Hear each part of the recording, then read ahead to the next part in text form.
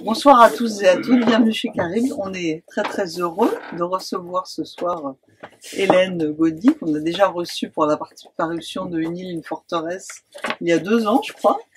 C'est ça. Et qu'on est très content de recevoir cette fois-ci en qualité de libraire d'un soir, ce qui veut dire qu'on va écouter et qu'ensuite on parlera aussi un petit peu à la fin de ses livres. Je suis en train de faire tomber tous mes livres, ça commence très bien. Donc je te laisse la parole. Merci Marianne. Alors bonsoir, merci, je vous ai déjà dit bonsoir à toutes et à tous individuellement, mais merci d'être là. C'est un exercice qui est à la fois amusant et difficile parce que bon, évidemment il y a beaucoup de livres qui nous ont toutes et tous traversés, influencés, il y en a qui restent toute la vie, il y en a qu'on adore et puis qu'on aime moins plus tard et voilà, j'ai essayé de choisir des livres. Donc, je voulais au départ plutôt des livres qui soient pas trop connus, que tout le monde n'ait pas déjà lu. Bon, il y en a quand même, vous allez voir, quelques-uns qui sont des livres importants, mais qui ont été tellement importants pour moi que je pouvais pas ne pas les choisir. Voilà, j'ai essayé que tout ça forme un petit peu un panorama de tout ce qui peut me toucher, m'intéresser. Et je me suis rendu compte, sans trop de surprise, que le point commun de tous ces livres, sauf un peut-être, c'est le rapport au lieu, au paysage, qui est par contre traité de manière très différente dans chacun de ces textes. Donc c'est vraiment des textes qui sont à chaque fois très imprégnés par cette question de comment on habite un lieu, comment un lieu nous habite, comment cette interaction se passe. Et en même temps, c'est vraiment des auteurs qui ont tous choisi des manières extrêmement différentes, soit dans le dispositif d'écriture, soit dans la langue, soit voilà dans l'ensemble du projet de chaque livre. C'est vraiment un rapport très différent à cette question-là. Je vais commencer par par George Arthur Goldschmidt, que certains d'entre vous connaissent certainement. Alors j'aurais pu prendre n'importe lequel de ces livres, en fait. J'ai d'ailleurs pris celui-là surtout parce qu'il est très facilement trouvable. C'est celui qu'on trouve sans doute le plus facilement, même si ces livres chez Verdier sont encore... on peut les trouver aussi, mais il y a aussi des très beaux livres qui sont moi mes préférés, qui sont La forêt interrompue et Un jardin en Allemagne, qui étaient publiés au Seuil et qui sont plus disponibles par contre depuis longtemps. Mais je vous conseille, si vous avez envie de les commander, ou je pouvais pas les choisir là parce que vous n'auriez pas pu les acquérir, mais voilà, je vous conseille vraiment, si vous êtes intéressé par cet auteur, d'aller chercher aussi ces livres les moins facilement trouvables. Parce que George Arthur Goldschmidt est avant tout connu comme traducteur. Donc c'est un grand traducteur de l'allemand qui a traduit, bon c'est le traducteur d'Handke, mais il a traduit aussi Kafka, Nietzsche, enfin c'est vraiment un traducteur très important qui est assez connu comme traducteur, qui parle beaucoup de la traduction, qui écrit beaucoup sur la traduction. Mais c'est aussi pour moi un grand écrivain et il est beaucoup moins connu comme écrivain que comme traducteur. Donc moi j'avais à cœur aussi de parler de ses livres parce que je trouve qu'il a... Voilà, il a vraiment quelque chose d'assez unique dans son écriture et dans son rapport au lieu, justement. Donc George Arthur Goldschmidt, il écrit, il creuse toujours, en fait, dans chaque livre le même sillon. C'est pas du tout une critique, au contraire, moi je constate souvent qu'il y a des auteurs qui essayent à chaque livre de faire vraiment un dispositif différent, un projet différent, d'aborder des territoires complètement disparates, et à l'inverse, il y a des auteurs qui vont revisiter sans cesse le même souvenir, le même moment, le même lieu. Donc Goldschmidt fait vraiment plutôt partie de ceux-là. Et lui, il revisite toujours son histoire personnelle à travers les lieux, donc à travers 2 pays qui sont la France et l'Allemagne. Donc je vais vous raconter un petit peu son histoire parce que c'est vraiment indissociable de son œuvre. Donc George Arthur Goldschmidt, c'est un Allemand donc qui est issu d'une famille juive convertie au protestantisme en Allemagne, qui était une famille très bourgeoise, assez proche du pouvoir en place avant la guerre d'ailleurs, et qui a été rattrapée par ses origines juives, alors qu'il n'était plus juif en fait depuis des générations, parce qu'ils étaient convertis, ils étaient protestants, le père était pasteur d'ailleurs. Ils ont été rattrapés par leurs origines, et le père de George Arthur a été déporté dans le camp de Theresienstadt. Et il est mort des suites du camp, donc juste après après sa libération, il est mort des traitements qu'il avait subis là-bas, mais après en être sorti. Donc moi, il se trouve que dans un de mes livres, Une île, une forteresse, j'ai longtemps... donc c'est un livre qui est sur ce lieu-là, sur la ville de Térésine, donc qui a été un camp qui est aujourd'hui une ville habitée, où en fait tous les habitants vivent dans les lieux où des gens ont été enfermés. J'ai rencontré donc George Arthur Goldsmith à l'occasion de ce livre, parce que même si lui n'est pas allé à Térésine, il me semblait, de manière comme ça un peu intuitive et à travers ses romans, que dans tous les lieux qu'il décrit, dans son rapport surtout très très sensible, mais aussi très hanté, enfin il a un rapport au lieu où on sent toujours une espèce de menace, une espèce de quelque chose derrière le paysage en fait.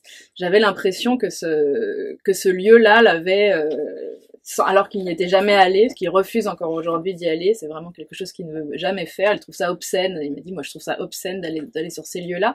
Donc malgré ça, j'avais l'impression que ce lieu était quelque part en filigrane, un petit peu derrière tous ces textes. Donc on s'est rencontrés, on a eu un long entretien qui a été très fondateur pour moi dans l'écriture de mon livre. Et j'ai lu justement à ces occasions-là tous ces romans. Et où il raconte donc en fait toujours ce moment où, découvrant enfant encore que l'Allemagne devient une menace, enfin, c'est-à-dire que son pays natal devient une menace, il va être exilé lui en France. Alors donc que son père sera déporté à Térésine, lui va être exilé en France adolescent. Il va vivre des choses assez similaires d'ailleurs à ce que vivra Pérec, et je vous en parlerai plus tard, parce qu'il va être dans un pensionnat à la montagne, ou coupé complètement de sa famille, de sa langue maternelle. Et donc en France, il va s'installer en France, devenir traducteur, devenir écrivain. Et toute sa vie, en fait, il va écrire sur ce moment vraiment de la séparation. Et ce que je trouve très beau, et on le retrouve beaucoup dans la traversée des fleuves, c'est que cette question de la séparation, en fait, elle est présente sur plein de plans, y compris symbolique et dans le paysage. Il décrit énormément des lieux coupés en deux, soit par la lumière et par l'ombre, où il y a deux zones donc qui vont se faire face comme ça, soit dans l'enfance et l'âge adulte, le jardin avec une clôture, enfin il y a énormément toujours ce motif de la séparation qui va revenir, y compris dans sa manière de décrire les lieux. Et il va aussi beaucoup parler de la langue et écrire sur la langue. Et avec ce paradoxe pour lui, cette souffrance supplémentaire qui est que l'allemand, c'est à la fois la langue de l'enfance et la langue de ceux qui ont voulu l'assassiner.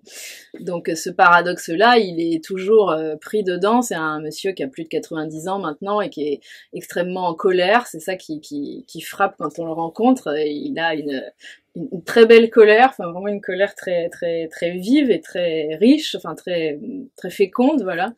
Et contre sa propre famille aussi, d'avoir jusqu'à être rattrapé par leurs origines, d'avoir été du côté du pouvoir, de ce pouvoir-là, du pouvoir nazi, et d'avoir survécu, voilà, comme beaucoup de survivants. Bref, donc c'est un livre où il raconte sa vie, en fait, La traversée des fleuves, c'est vraiment son autobiographie. Après, dans tous ses autres livres, il va encore une fois revisiter les mêmes motifs, les mêmes périodes, mais là, on a toute sa vie de l'enfance à sa vie en France. Donc c'est peut-être son livre qui est le plus structuré, le plus narratif. C'est pas forcément, encore une fois, moi j'aime encore plus certains livres plus fragmentaires ou plus éclatés, mais c'est un très beau livre et il y a vraiment des pages magnifiques et ce rapport au paysage qui est absolument superbe. Est-ce que je peux lire des petits extraits? Oui. Donc je vais vous lire un extrait qui est donc du temps de l'enfance et qui est une description de lieu, justement. Il y a énormément de descriptions, c'est un livre qui est vraiment où tout se construit à travers les espaces, c'est-à-dire tout ce qu'on va comprendre, même de sa façon de voir les images, les tableaux, tout est toujours mis en image, en fait, tout ce qu'il va ressentir va être mis en image. Le jardin aux deux éclairages était à la fois familier et étrange, et surtout il me paraissait gigantesque. Je m'étais ménagé des coins à explorer où je n'allais pas, comme pour m'en préserver l'étendue. Le jeu, mais dissimulé par d'autres jeux, aller chercher un caillou posé en un endroit quelques jours plus tôt, reprendre la petite brouette laissée dans le fond, le jeu, donc, c'était de passer d'une région à l'autre de la grande trouée claire de la pelouse, le long de la gigantesque muraille jaune de la maison, pour arriver à une étendue tout autre, comme l'envers de la première. C'était le même jardin, puisqu'il n'y avait nulle barrière, nulle séparation. Et pourtant, c'étaient deux paysages qui se faisaient face, inversés. Toute ma petite enfance, je suis allée de l'un à l'autre, en tentant de capter l'instant où un lieu devient l'autre, où se fait le passage entre l'ensoleillement et l'ombragé, entre soir et matin. Il y avait des espaces, une très légère pente qui se perdait entre des buissons où je n'étais jamais allée. Tout autour, je me réservais des coins d'avenir, de minuscules paysages, des fonds de potager qui reprenaient derrière les plants de groseilliers, comme si de ne pas y aller garantissait d'y vivre, comme si se ménager des lieux prouvait que tout allait continuer. Le jardin de la maison était une grande surface carrée si on se mettait près de l'extrémité de la haie. Il suffisait d'un pas pour être dans un paysage perpendiculaire où le ciel retombait loin. Saisir la disposition de ce qui vous entourait, c'était un peu s'apprendre soi-même. La petite enfance avait pour une large part consisté à établir le corps propre dans l'espace, à le distinguer peu à peu en hauteur, profondeur et largeur et par les volumes, les couleurs et les formes de ce qui l'environnait. Il a ce rapport aussi que je trouve très beau à l'enfance. Il me disait d'ailleurs, je me souviens d'une phrase qu'il m'avait dite quand on s'était rencontrés, il me disait « Ma femme dit que j'ai 5 ans ». Ça avait l'air d'être une phrase récurrente et c'est vrai que je trouve qu'il a une façon de décrire de manière extrêmement vive ces impressions qu'on a dans l'enfance où il raconte aussi, dans tous ses livres, il parle d'une espèce de sas sombre entre deux pièces où il aimait se tenir parce que à cet endroit-là, il sentait toute la maison posée sur lui, il sentait toute la possibilité de la vie qui allait venir en étant juste coincé dans ce petit endroit. Enfin, il a une perception, je trouve, pour un homme de son âge, ou même pour un homme adulte, quel que soit son âge d'ailleurs, mais enfin, moi, j'ai retrouvé des tas de choses que j'avais moi-même complètement oubliées de perception de l'enfance des lieux. Et il les raconte merveilleusement bien. Voilà. Alors, ensuite, je vais passer au deuxième livre, que peut-être vous connaissez moins, pour ceux qui connaissaient Goldschmidt. C'est un auteur polonais qui s'appelle Andrzej Stasiuk. Quelqu'un connaît? Non, ça va, je peux tout raconter. Alors, je connais moins de choses sur Stasiuk que sur Goldschmidt, parce que pour le coup, c'est vraiment un amour de lectrice, mais ça, il n'y a pas eu d'interaction directe avec lui. C'est un auteur qui doit avoir entre 50 et 60 ans maintenant, mais qui a vraiment fait partie de l'underground polonais dans les années 80, 90, donc qui était un jeune auteur qui écrivait dans des revues un peu alternatives, qui était plutôt du côté de la recherche dans l'écriture. Et alors le point commun, bon ils ont tous des points communs, vous verrez, c'est mes obsessions, mais avec Goldschmidt c'est vraiment la perception des lieux, sauf que la sienne,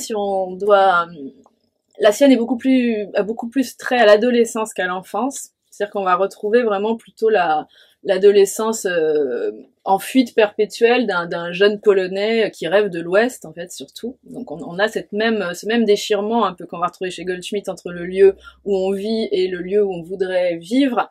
Et malgré tout, il a, je trouve, une magnifique manière de parler de ce lieu dont il ne veut plus être. Enfin, c'est vraiment une écriture de l'arrachement. Il explique à la fois du lieu de l'enfance et aussi de la condition des parents, parce que c'est un fils d'ouvrier qui comme tous ses camarades dont il parle dans le livre et dans tous ses livres d'ailleurs, regardent leur père comme des gens auxquels ils ne veulent surtout pas ressembler, et en même temps ont cette culpabilité diffuse de vouloir autre chose que ce que leurs pères ont eu.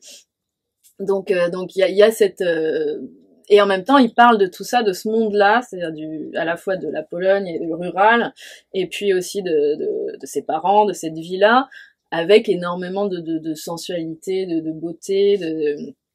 Il a une très belle langue. C'est aussi un écrivain qui est un arpenteur, un voyageur. Ils sont plusieurs, vous verrez dans ceux dont je vais vous parler. Il a écrit plusieurs autres livres, dont un que j'aime beaucoup qui s'appelle Fado, chez Bourgois.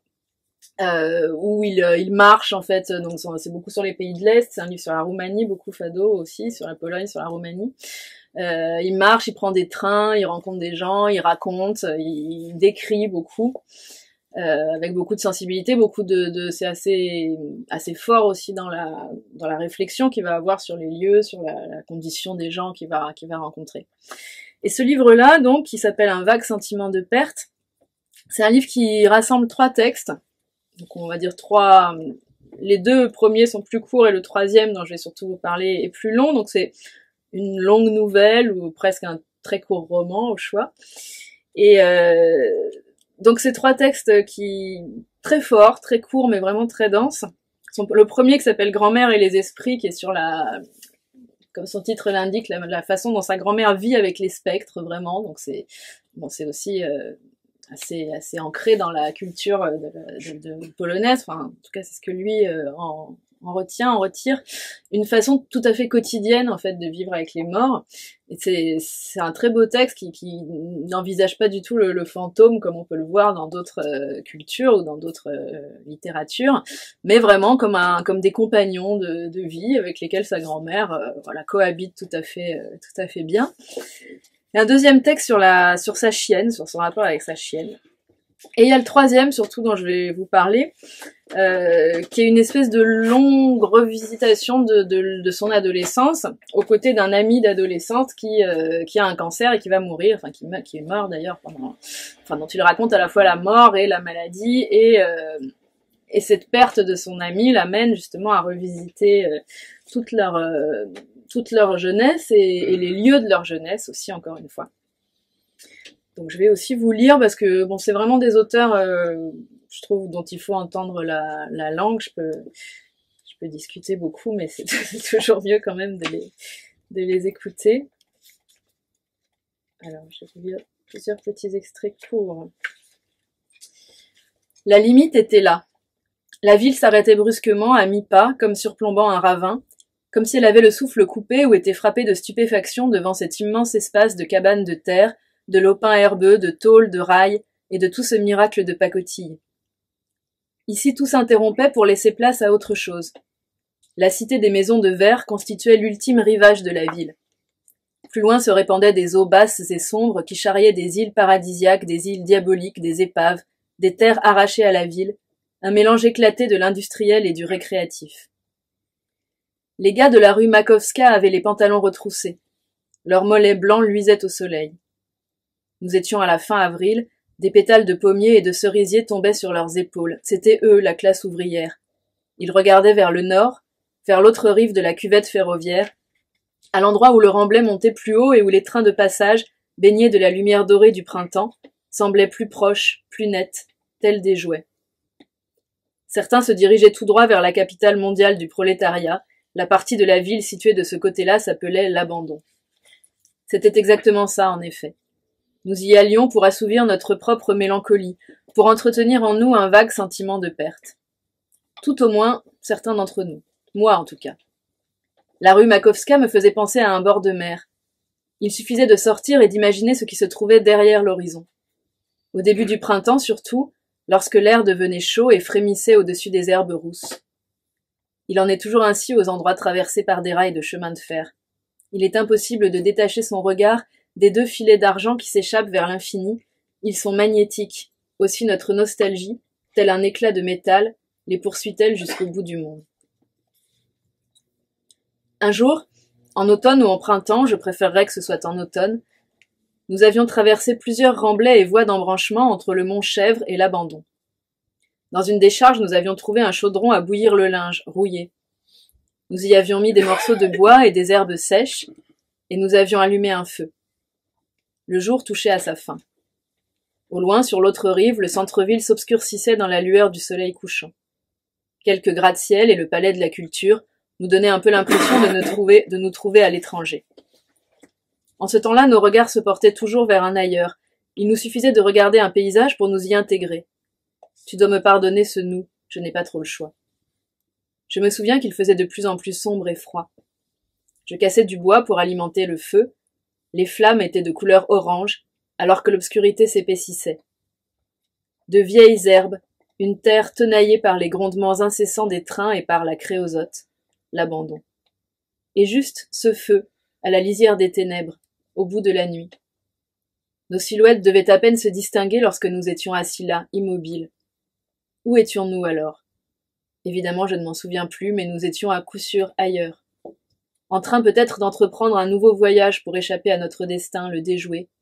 En fait, nous nous imaginions un tas de choses que nous pourrions faire, et elles se mêlaient si fort à elles se mêlaient si fort à la réalité que plus tard, avec le recul, tout est devenu vrai. Tout a pénétré dans nos corps comme l'air et la nourriture pour y rester à jamais, se durcir dans nos os, circuler dans nos veines. Hein? Un petit peu d'eau. Alors, j'essaie de faire des petites transitions entre les livres, mais en fait, on n'en a pas forcément besoin. Entre ces deux-là, en tout cas, il y avait vraiment une parenté, ou une filiation presque, je trouve. Je sais pas si Goldschmidt connaît Stasiuk, mais moi, j'y vois une filiation. Hop. Alors maintenant, je vais vous parler quand même d'un livre très différent, qui est le mien, qui est là.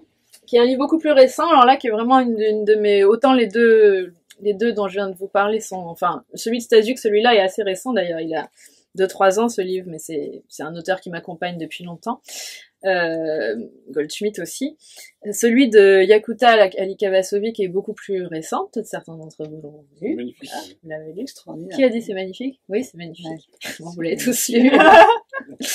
J'avais envie aussi, voilà, qu'il y ait des découvertes un peu plus récentes, et moi, dans ces derniers mois, ces dernières années, c'est vraiment un des livres qui m'a... Il est passé un peu inaperçu, mais c'était... Oh, pas tant que ça, quand même. C'est inaperçu que ça, quand même. Non, hein. Par rapport à... Pour moi, c'était un des 3 ou 4 meilleurs bouquins de l'année dernière. Hein. Il est très impressionnant. C'est un très beau livre. Vous l'avez tous lu, en fait. On va peut-être aller vite. Non, c'est Non, bien on l'a d'en pas tous parler. lu. C'est bien d'en parler. Il y a aussi, on retrouve aussi chez Yakuta Alikavasovic cette question de personnages en fuite, enfin en tout cas en volonté de fuite, et puis en fuite concrètement pour l'un des deux. C'est un livre dont il est très difficile de parler. Alors c'est aussi pour ça que j'avais envie d'en parler, parce que je trouve que c'est un livre qui est très très dur à raconter, parce qu'en fait, et c'est ça que je trouve fascinant chez elle, dans ses livres d'avant aussi, tout le livre se passe derrière le livre. Enfin, on a l'impression en fait que c'est comme si elle mettait en place une scène de théâtre avec des personnages, avec des choses qui se passent. On lit ça, et en fait, ce qui nous atteint, ce qui nous touche, et ce qui fait le livre, c'est souterrain, quoi. C'est derrière, ça se passe derrière. Et c'est ce qui en fait, je trouve, moi, la beauté et la brillance. Enfin, je trouve que c'est une écrivaine que je trouve très brillante mais dans le bon sens du terme. Enfin, il y a même les personnages ont une espèce de brillance, de luminescence, quoi, presque, qui devient assez spectrale d'ailleurs. Mais tout est, je trouve, dans cette dichotomie entre la lumière et l'ombre, et ces personnages qui sont à la fois très brillants, aussi assez artificiels finalement, mais c'est un artifice qui est intéressant, qui est très riche, et parce que finalement derrière cette espèce d'hologramme de ces personnages, il y a énormément de choses qui se jouent, qui se passent.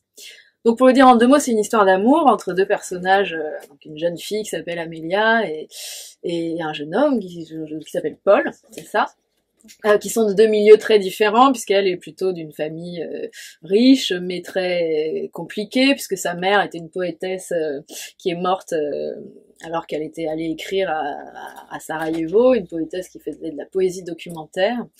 Et Paul, à l'inverse, est d'un milieu beaucoup plus modeste, et il se rencontre dans un hôtel où elle vit finalement. Elle vit à l'hôtel. Lui est gardien de nuit, enfin il surveille cet hôtel.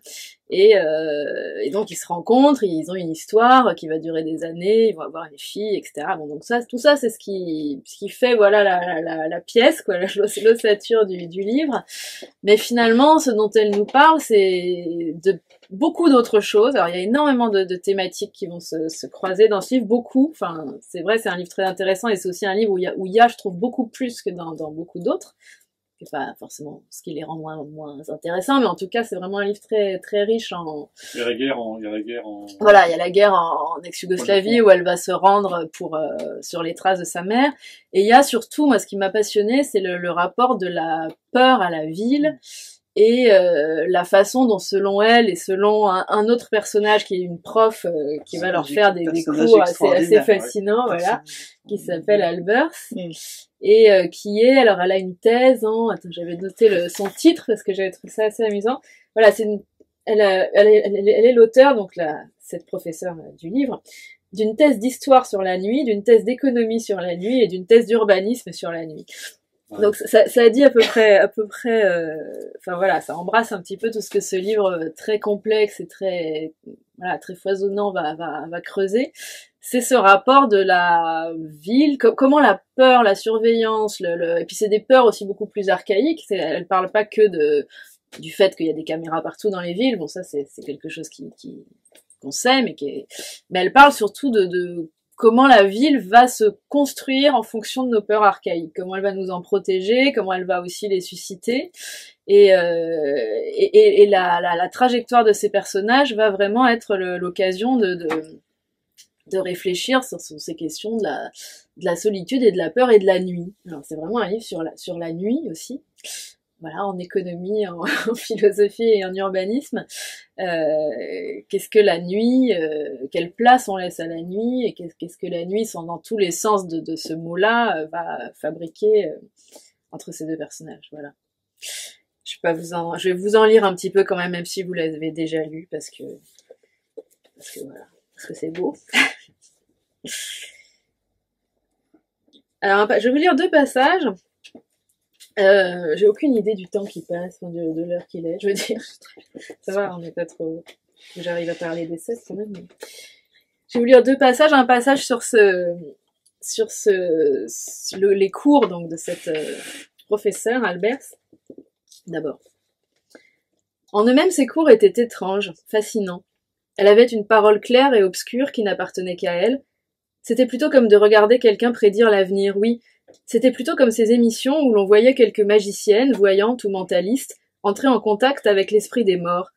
Sauf qu'Albers semblait en connexion directe avec l'Occident à venir, avec le futur du capitalisme et de l'industrie, quand ces gens à qui Paul pensait en l'écoutant étaient tous sans exception des imposteurs. L'intitulé du semestre portait sur la ville de demain, mais jusqu'à présent elle n'avait, semblait-il, parlé que de la peur. Elle construisait, heure par heure, semaine après semaine, une histoire de ce sentiment. À mesure que l'on s'enfonçait dans l'automne, qu'une pluie glaciale battait l'oculus vitré de l'amphithéâtre et qu'elle n'avait pas encore une seule fois évoqué ni la ville ni même demain, les rangs s'éclaircirent, on se désista. Paul y allait, non comme on va en cours, mais plutôt comme on se rend à une cérémonie secrète. À tout instant, il lui semblait qu'elle disait plus que ce qu'elle disait, mais ce plus, le sens caché, lui échappait sans cesse, se dérobait comme une idée qu'on a sur le bout de la langue, le mot qui vous manque pour comprendre le jour, la nuit, les trahisons dont on ne se sait pas encore capable, mais avec lesquelles il faudra pourtant bientôt tenter de vivre.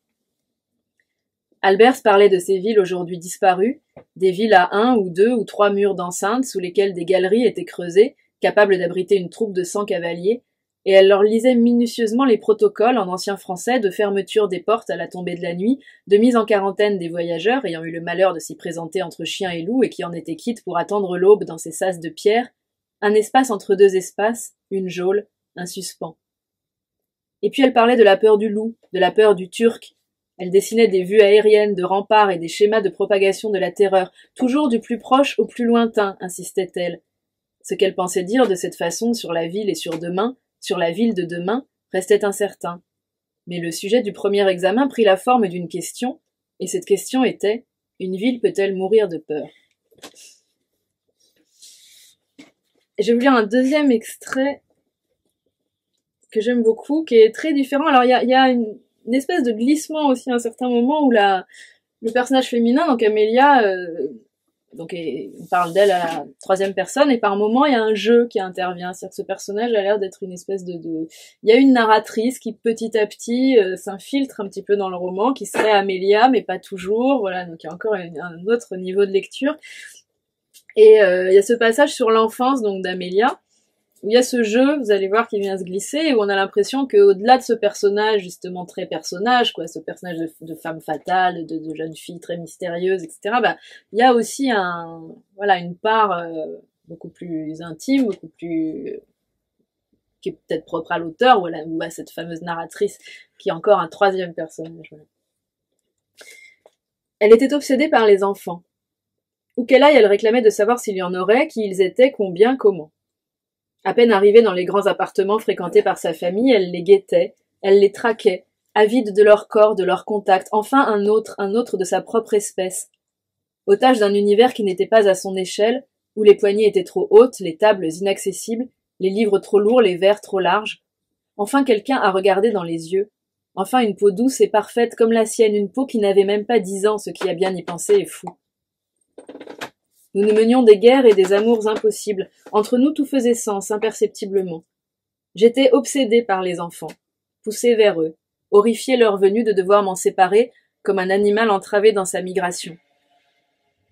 Quand il n'y avait pas d'enfants et qu'elle était seule, une torpeur terrible l'étreignait, contre laquelle elle luttait par des explorations dans ses appartements encore agrandis par l'obscurité et les éclats de rire, là-bas, tandis qu'elle s'enfonçait dans des terres inconnues, interdites, où elle découvrait des coffrets à bijoux, des tiroirs à lingerie, des reliques de toutes sortes luisant dans la pénombre. Tout était lunaire, tout était la scène d'un crime passé inaperçu. Elle se droguait d'instinct dans la plus parfaite innocence, inhalait de l'acétone, du détachant, du vernis à ongles, l'encre des marqueurs et de certains stylos, du white spirit dont elle aimait le nom, inspirait profondément jusqu'à ce que la tête lui tourne. Dans les ateliers d'artistes, elle inhalait la peinture, surtout métallisée, et la térébenthine, sans avoir bénéficié en la matière d'aucune initiation, sinon celle de son immense solitude. Elle s'installait sur les rebords glacés des baignoires, les vapeurs des solvants et des dissolvants creusaient dans son cerveau des galeries, des issues de secours, par lesquelles elle échappait à l'ennui mortel d'une enfance sans enfant. Parfois elle orchestrait de petits départs de feu sur le carrelage dans la baignoire. Elle essayait des rouges à lèvres luxueux dont elle s'efforçait ensuite de faire fondre le raisin pour effacer, croyait-elle, toute trace de son forfait. Cassait des thermomètres pour en regarder le mercure tourner dans l'évier, tourner, puis s'échapper dans la ville. Elle flambait de petites flaques d'antiseptiques, flottait dans ses laboratoires sauvages, s'intoxiquait, s'abandonnait à cette volupté froide, cet érotisme sans partage, ces surfaces d'émail et de miroir qui l'enlevaient, comme dans quelques mythes modernisés où l'amant divin apparaîtrait sous la forme, sous les volumes d'une salle de bain impeccable, à la beauté lisse, dure, inaltérable, en apparence. Je porte encore en moi ces espaces neutres, mais leur neutralité au contact de mon esprit se transforme en angoisse, en terreur sourde. Ces pièges aux arêtes vives, fruit des amours entre ce qui est humain et ce qui ne l'est pas, entre ce qui est humain et son contraire, un nouveau palier de l'espèce, évanoui dans une impersonnalité qu'elle s'est forgée de toutes pièces, et soudain il n'y a plus rien, une vague odeur de médicaments et de brûlés, une gamine de 8, 10 ans, endormie dans une baignoire. Ouais, c'est magnifique.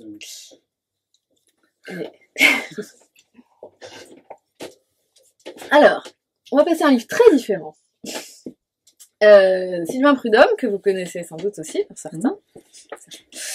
C'est très différent dans ce que dégage l'écriture de Sylvain Prudhomme. On est vraiment presque aux antipodes de ce qu'on va ressentir en lisant Yakuta Likavasovic.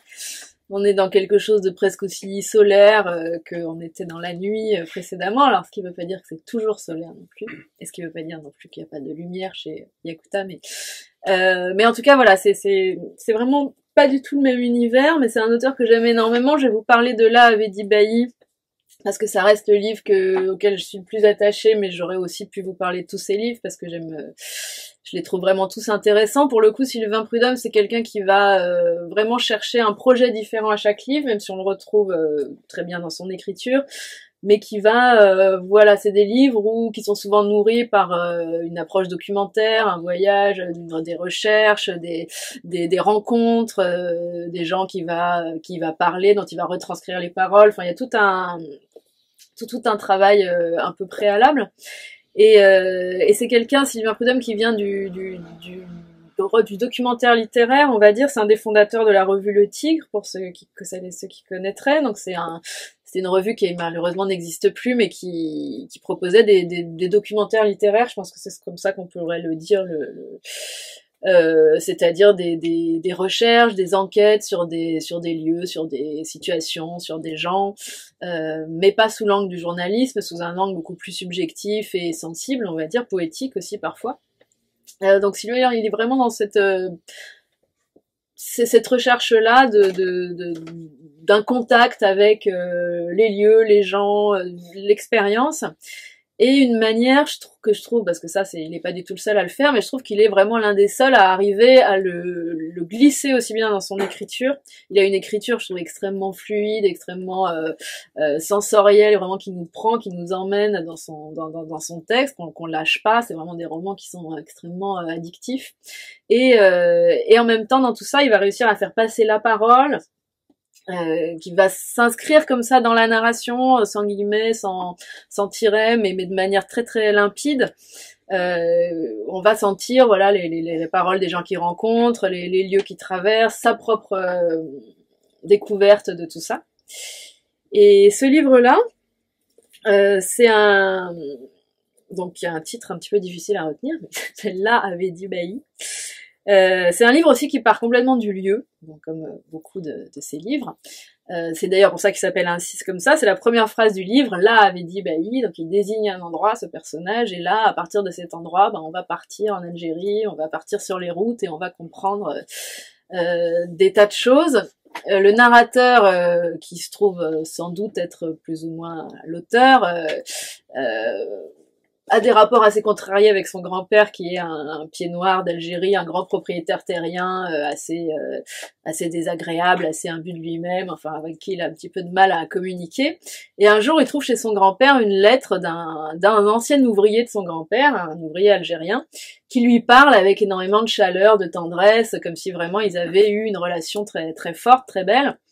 Et donc ce narrateur, intrigué par ce personnage, ce Bailly, donc il s'appelle Bailly, part en Algérie pour trouver Bailly.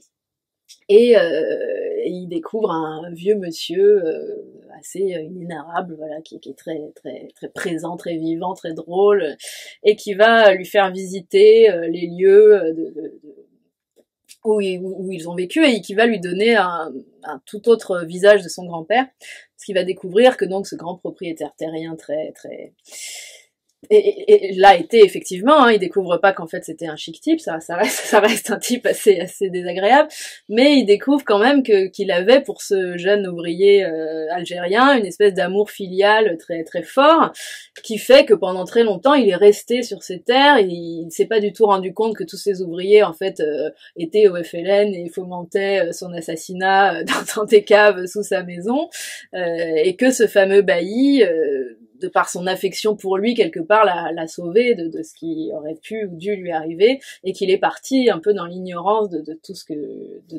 tout ça, quoi. Donc voilà, c'est une histoire très très très très belle et très forte, mais c'est surtout, je trouve, une façon très originale de la raconter à travers tous ces lieux et ces rencontres. Et je vais vous lire un extrait que je trouve très drôle. Alors, chez Sylvain Prudhomme, il y a souvent, j'ai remarqué ça dans plusieurs de ses livres, des appels téléphoniques. Il y a souvent des personnages qui se parlent au téléphone, donc déjà, je trouve qu'il a un grand talent, moi, pour retranscrire l'oralité, donc il écrit très bien les dialogues, déjà, et puis les dialogues téléphoniques.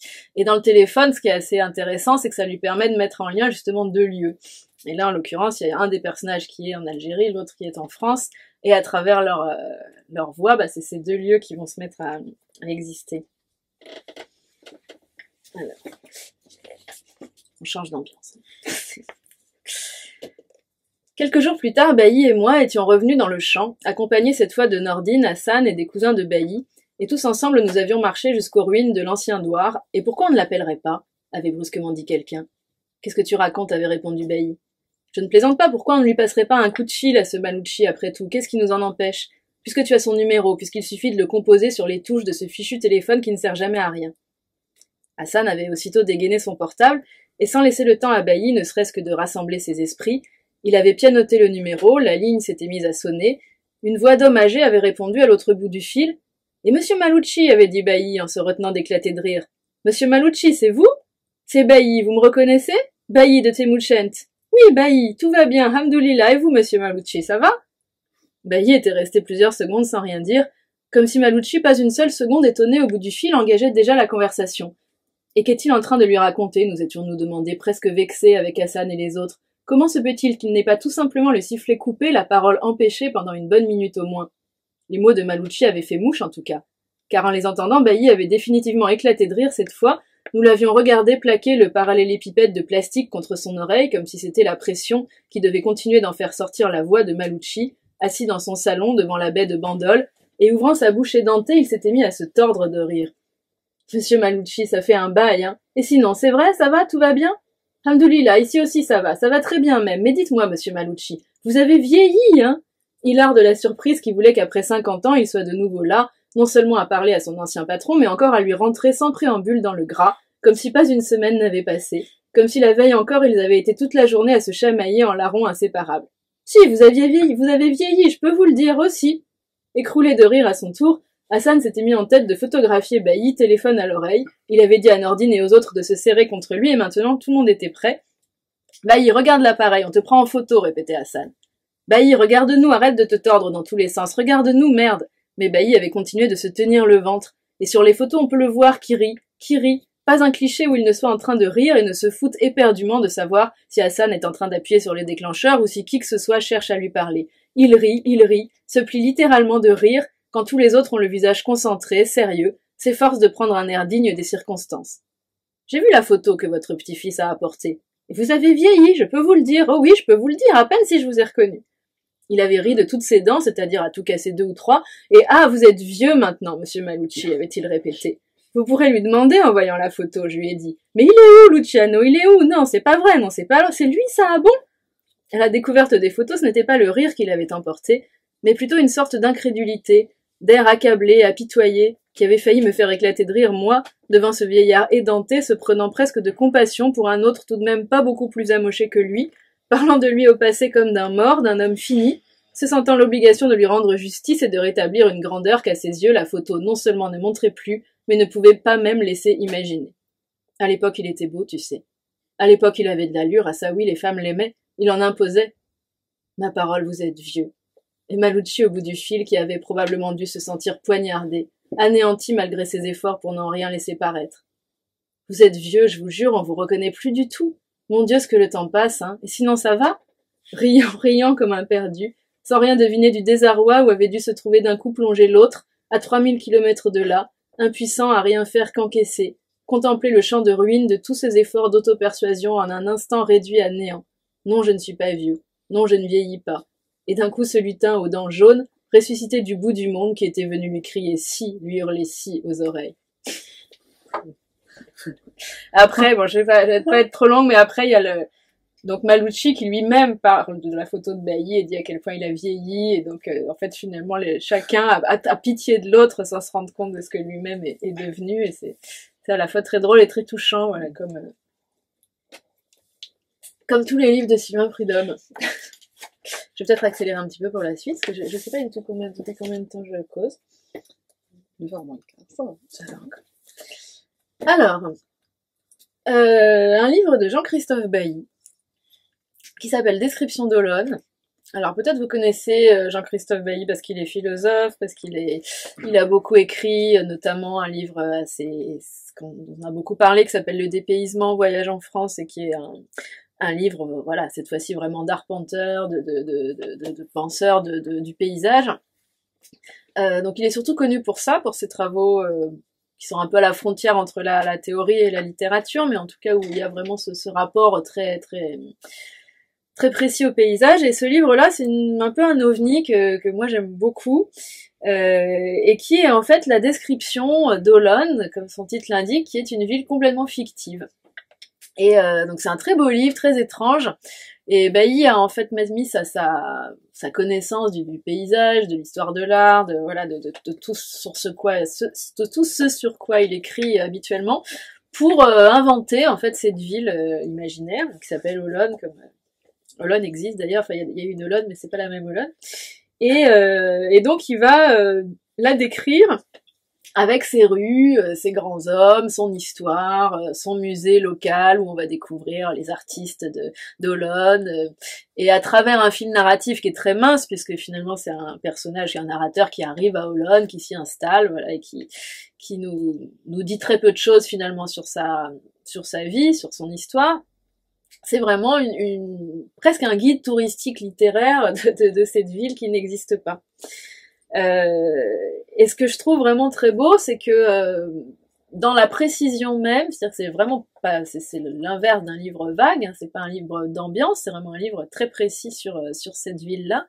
On va tous retrouver des fragments de villes qu'on a connues, d'un tableau vu dans un musée, d'une architecture, d'une place, et quand on referme ce livre, on a vraiment l'impression d'être allé à Olonne, et ça va réveiller, à travers cette ville-là, ça va réveiller des fragments de tous les endroits qu'on a traversés, où on a vécu. Voilà. Je trouve que c'est un livre qui a beaucoup de puissance poétique au-delà de son projet, que je trouve déjà très, très amusant et très, très intéressant.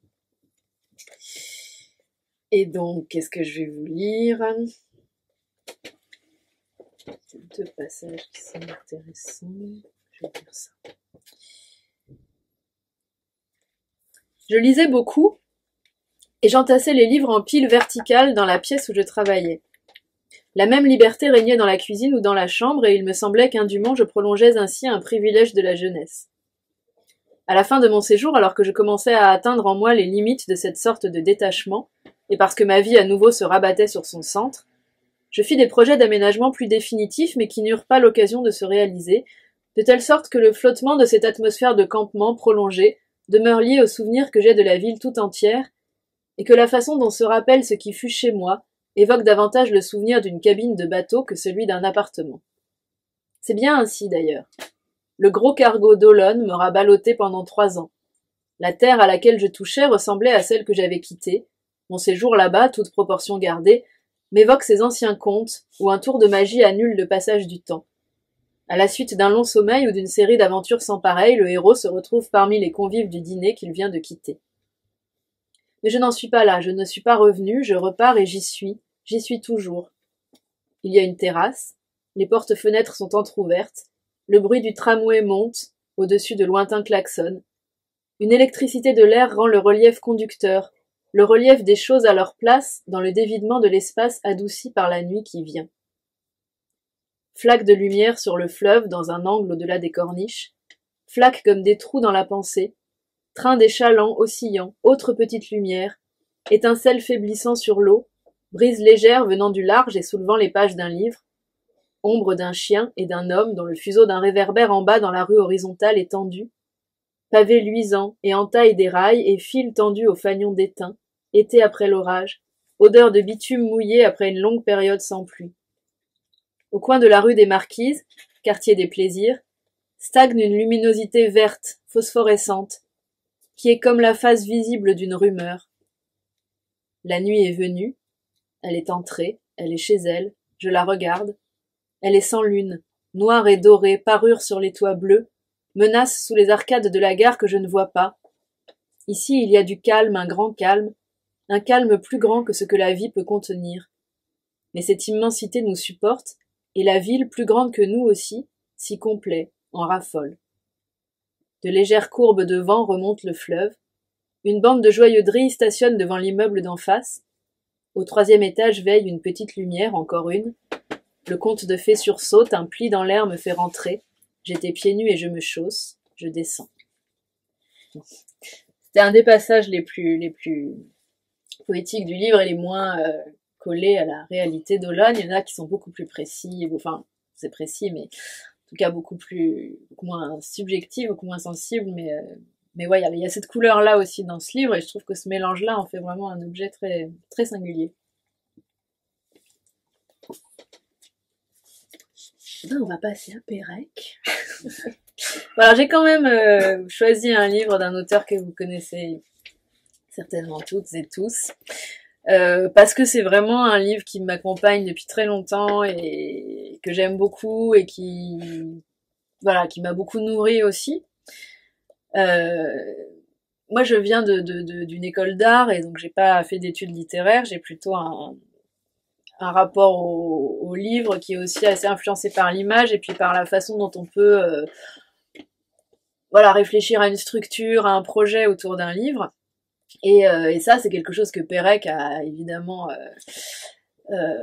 beaucoup expérimenté en n'ayant pas un fil narratif avec un personnage avec qui, pour résumer très vite, mais à qui va arriver quelque chose, mais en cherchant toujours d'autres manières de raconter une histoire, que ce soit à travers plusieurs appartements d'un même immeuble ou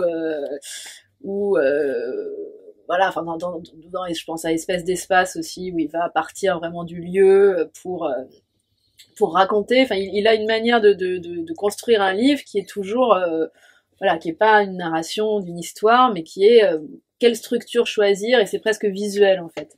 Et je vous parlais de l'école d'art parce que il a énormément influencé les artistes. Perec, c'est un auteur autour duquel on tourne beaucoup aussi justement quand on étudie ou qu'on travaille un petit peu dans ce domaine-là.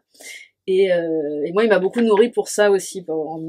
Il m'a fait me dire, c'est possible de raconter de cette façon-là. Quand j'étais jeune, c'est possible voilà, de choisir avant de savoir, voilà, quel personnage inventer, quelle histoire raconter, de choisir presque la forme de l'image mentale qu'on va avoir en tête quand on veut écrire.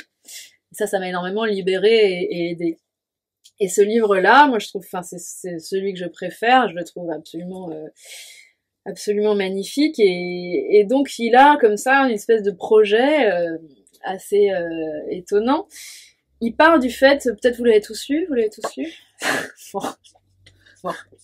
Je vais aller vite alors. Il part du fait qu'il n'a pas de souvenirs d'enfance, qu'il a très peu de souvenirs d'enfance. Donc vous connaissez donc l'histoire de Perec, dont les parents sont morts pendant la Deuxième Guerre mondiale, qui a été donc envoyé à la montagne dans un pensionnat où d'un coup il savait plus avec qui il était, il y avait de la neige, tout était blanc, voilà, cette espèce de perte de repère, de mémoire autour de laquelle il a écrit. Et donc il va essayer de chercher les quelques restes, quoi, les quelques fragments qu'il a de souvenirs, des photos, des choses qu'on lui a racontées, des tout petits événements. Et à côté de ça, il va retracer en fait toute une histoire qu'il avait écrite enfant. Donc il va retrouver un cahier et l'évocation en fait d'une société sise sur l'île de W où des sportifs vont en permanence disputer des tournois et des compétitions. Enfin c'est pas des tournois d'ailleurs, mais des compétitions sportives.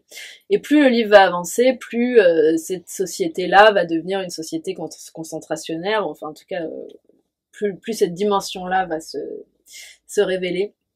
Et c'est vraiment, moi, c'est ce que j'aime dans ce livre, c'est vraiment dans le frottement de ces deux narrations-là que que le souvenir va jaillir. Alors pas dans le sens où il se souviendrait de choses qu'il avait oubliées, parce que finalement ça ne fait pas revenir de souvenirs, mais ça matérialise la sensation, ça lui fait malgré tout trouver une forme à ce creux, à ce vide.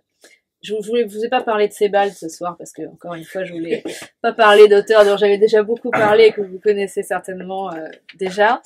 Mais j'aime ça chez Sebald et chez Perec, cette volonté de ne pas combler le vide, mais au contraire d'écrire avec, d'écrire autour. Et ce que je trouve magnifique dans ce livre, c'est que c'est vraiment le vide et l'armature du livre, et autour de ça, il arrive évidemment à communiquer des choses très très belles et très fortes, mais sans jamais essayer de combler ce blanc. Voilà. Je peux soit lire un extrait, soit ne pas en lire, étant donné que tout le monde l'a déjà lu et que je ne sais pas si j'ai encore beaucoup de temps. Après, il me reste un seul livre, qui va être très rapide. Donc, plutôt oui, plutôt pas. Ouais. Ah oui. Alors. Donc, c'est sur cette question-là, justement, d'écrire sur le vide. Je ne sais pas si je n'ai rien à dire. Je sais que je ne dis rien. Je ne sais pas si ce que j'aurais à dire n'est pas dit parce qu'il est l'indicible. L'indicible n'est pas tapi dans l'écriture, il est ce qu'il a bien avant déclenché. Je sais que ce que je dis est blanc, est neutre, et signe une fois pour toutes d'un anéantissement une fois pour toutes. C'est cela que je dis. C'est cela que j'écris et c'est cela seulement qui se trouve dans les mots que je trace et dans les lignes que ces mots dessinent et dans les blancs que laisse apparaître l'intervalle entre ces lignes. J'aurais beau traquer mes lapsus, par exemple j'avais écrit j'ai commis au lieu de j'ai fait à propos des fautes de transcription devant le nom de ma mère, ou rêvasser pendant 2 heures sur la longueur de la capote de mon papa, ou chercher dans mes phrases, pour évidemment les trouver aussitôt, les résonances mignonnes de l'Oedipe ou de la castration, je ne retrouverai jamais dans mon ressassement même que l'ultime reflet d'une parole absente à l'écriture, le scandale de leur silence et de mon silence. Je n'écris pas pour dire que je ne dirai rien, je n'écris pas pour dire que je n'ai rien à dire, j'écris parce que nous avons vécu ensemble, parce que j'ai été un parmi eux, ombre au milieu de leurs ombres, corps près de leur corps. J'écris parce qu'ils ont laissé en moi leur marque indélébile et que la trace en est l'écriture. Leur souvenir est mort à l'écriture est le souvenir de leur mort et l'affirmation de ma vie. Voilà. Après, et donc je vais vous parler d'un dernier livre qui est aussi une découverte récente pour moi, un livre de Gwenaëlle Aubry, que peut-être vous connaissez aussi ou pas, non? Il date de 2009 ce livre, mais moi je l'ai lu très récemment, j'avais jamais lu ce que fait Gwenaëlle Aubry, je l'ai découverte en lecture justement en lisant ses propres textes, c'était aussi assez fort parce qu'elle a une très belle façon de lire. Et j'ai trouvé que ce livre-là, justement, j'en parle après le livre de Pérec parce que je trouve que de la même façon, c'est un livre qui va donner une forme à une absence.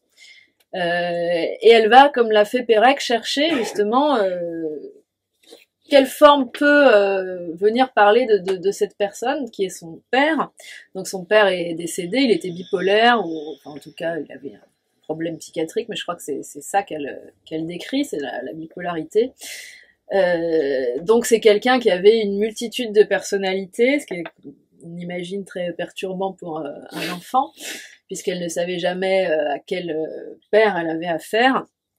Et donc, devant l'incapacité, devant l'impossibilité d'écrire l'histoire de cette personne qui justement échappe à toute linéarité, à toute ressemblance, c'est quelqu'un qui ne se ressemble jamais, elle a trouvé la structure de l'abécédaire. Donc c'est un livre qui est un abécédaire et qui, à chaque entrée, à chaque lettre, va éclairer une des personnalités, un des personnages en fait de ce père. Et de la même manière, un petit peu que ce qui se passe dans W, je trouve que par ce dispositif, en fait, elle réussit vraiment à faire émerger une personne insaisissable, invisible, une personne qui manque, mais qui manque dans tous les sens du terme, puisque même quand il était là, il était impossible à saisir. Et voilà, je trouve que c'est vraiment un très beau livre où il y a énormément de choses. Enfin, c'est un livre très dense, où dans une page, il y a voilà, très dense, très chargé, où on sent vraiment à chaque moment du livre, ce qui est quand même assez rare, une espèce d'urgence et de besoin de dire, et en plus c'est très bien, enfin c'est dit avec beaucoup c'est une très belle langue, etc. Mais je trouve que surtout ce qu'on sent, c'est voilà, c'est cette nécessité quoi, qu'on sent dans certains livres, mais qui est pas si fréquente, et cette nécessité et cette forme qu'elle a trouvée pour dire ce personnage. Et je vais vous lire un petit extrait. Alors c'est donc l'intrus de la liste, parce que c'est le seul livre qui n'a pas de rapport direct avec les lieux, mais sans faire exprès, j'ai quand même choisi un extrait qui lui doit être à peu près le seul passage du livre qui a un rapport avec ça. Donc c'est K comme Kabyle. Tout homme porte une terre promise, une terre où peut-être ses pas ne le conduiront jamais, à laquelle nulle histoire, nulle origine ne l'enracine, dont certains rêves seulement parfois lui apportent la couleur, le parfum. Ceux dont on se réveille intègre, vierge, apaisé, avec le sentiment d'avoir eu en partage une vie d'essence plus haute, sans heurts ni secrets, baignée de transparence. Une terre à laquelle, si par hasard il la touche un jour sans avoir su avant la reconnaître ni la nommer, il sait qu'il appartient, dont la lumière, le relief sont les siens, où il peut sans entrave se mouvoir, respirer, dont les pierres, les arbres, la langue, le charme et le libèrent, comme si lui-même, dans un passé immémorial, avait parlé cette langue, était l'un de ces arbres, l'une de ces pierres. Et c'est alors comme si la vie d'avant, la vie ailleurs, glissait de lui, le laissant nu, natif, lustré, tout ce temps perdu ailleurs, à s'agiter, à grimacer, alors que rien ne compte que d'être ici, à vivre, regarder, respirer. Ici où le temps ne passe plus, où passe sans histoire, ni date, ni année, car c'est le lieu d'un passé sans mémoire, mais dont le corps est tissé. C'est si simple finalement, ce lieu, il suffirait d'y rester, cette terre de s'y ancrer, pourquoi revenir? Cette terre pour mon père était au-delà des mers, elle avait le relief de la Kabylie, la lumière du Maroc et de l'Algérie, la blancheur du désert. Aucune histoire ne l'y attachait, pas de passé ni de généalogie, à moins que, peut-être, on aurait pu le croire en voyant ses yeux très clairs dans son visage mat, ses cheveux noirs, son nez arqué.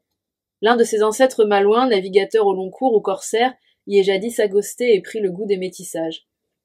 Mais je pense plutôt que cette terre, il a dû, enfant, sans même savoir si elle existait, la façonner comme une sorte d'antipatrie, comme le négatif radieux des lieux où il grandissait, les petites villes noyées de gris et de pluie, les ciels bas, l'air lourd et froid comme de la terre mouillée, les champs de bruyère et de pierre de la Bretagne, et ces vieilles en robe noire et en coiffe de dentelle qui, dans les caves de ses cauchemars, filaient des toiles d'araignée.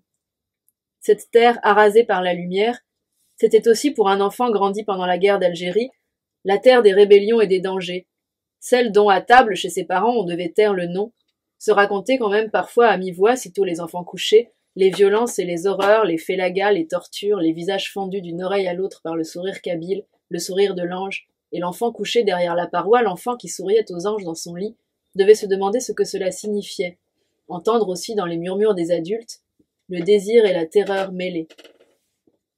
Plus tard, il s'est mis à chercher cette terre à même la ville grise et froide où il vivait. La nuit, il quittait son appartement feutré, son quartier bourgeois, pour marcher des heures jusqu'à la lisière de Paris, jusqu'à ces banlieues qui, pour sa famille, ses amis, étaient devenus à leur tour le lieu de la peur et du désir, et pour lui le mouton noir, l'étranger, le banni, la terre des délires. Voilà, donc il y a 26 entrées comme ça qui vont...